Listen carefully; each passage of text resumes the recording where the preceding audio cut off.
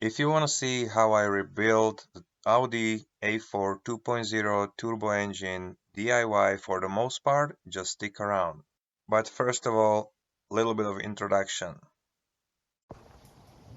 Working on this beautiful car with Neckdown Tuner here. Knockdown Hope we're working on Tuner. 2009 plus. Hello guys and gals, I just want to make this short intro about pre-pull condition, and the main reason was the oil consumption, like a huge oil consumption, 1 liter of oil for like 300 clicks, and also the engine showed some signs of oil leaks from all over the place.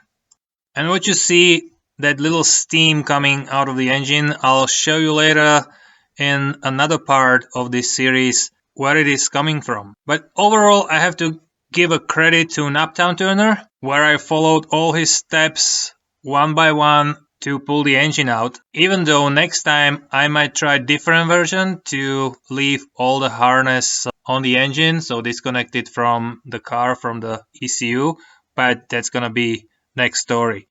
Yeah, some interesting thing about the coolant reservoir. When I drained the coolant out of it, I saw that there is something in there, kind of like a bag.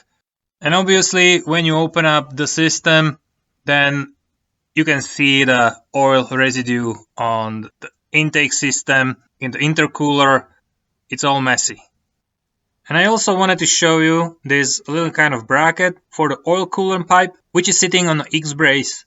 So that's a 10 millimeter nut, but the funny thing is it has 19 millimeter kind of nut underneath sitting on the rubber. So if you want to remove this nut, then you better be holding 19 millimeter open wrench and go underneath so you don't rip the rubber apart, which I almost did. And this is a very short look from underneath the car between the engine and the transmission. It's all dirty from the oil from above. I initially thought that this is a rear main seal, but it wasn't the case. You can see a little bit of separation of the engine from the transmission, and also my hoist is ready. But what I did a little bit differently was I put the car into service position. I think that's not a lot of work, but it helps a lot. You don't have to fight the engine in the tight spot, in the tight area, and it's way easier to pull the engine out. So I highly recommend to do this. It's just a couple bolts, few more minutes above the regular labor time, and it's way easier to pull it out. And also doing this, you have to be mindful about the safety of you and those things you are removing from the car. So I use this jack to support the transmission, choke wheels, and good stuff like that.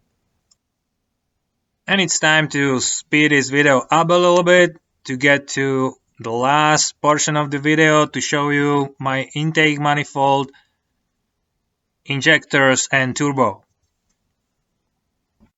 And obviously you do multiple checks as you pulling the engine out if every single fastener, pipe, line, wire is disconnected or removed. And I showed you the oil spots on the bottom of the engine and the transmission, so I just wanted to show you also that it wasn't the rear main seal, even though you will see later in this series that the rear main seal was almost done as well, but it wasn't the cause of the oil leak. Before we take a look at the turbo, let's take a look at the intake first. So I removed the intake manifold before I pull the engine out. And as you might see, the whole intake is dirty of oil. Injectors are pretty gummed up, so it needs a pretty good clean. We will not change the injectors. We'll just give it a good clean and obviously brand new gaskets and stuff like that. And I just want to mention that every time when you pull the injectors out with the intake manifold, you need a new set of seals, and there is a special tool to put those seals on. So just a reminder.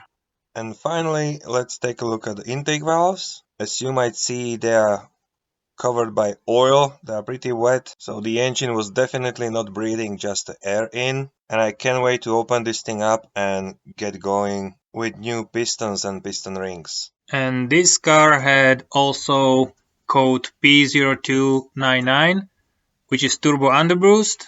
and this is the culprit of it. Like probably almost everyone of you who owns Audi and digs a little bit deeper into these problems, it's a loose wastegate. And in this case, it's actually pretty loose. And in the very last part of this video, I would like to point out at a few more spots where you can find the oil leaks. So obviously if you pull the ignition coil out, you might see it at the bottom of it, which indicates that you have oil in the spark plug hole or spark plug holes. And the oil is slowly getting there from the connection between the cylinder head and the camshaft tower. There is that seal or sealing compound which hardens without access of the oxygen.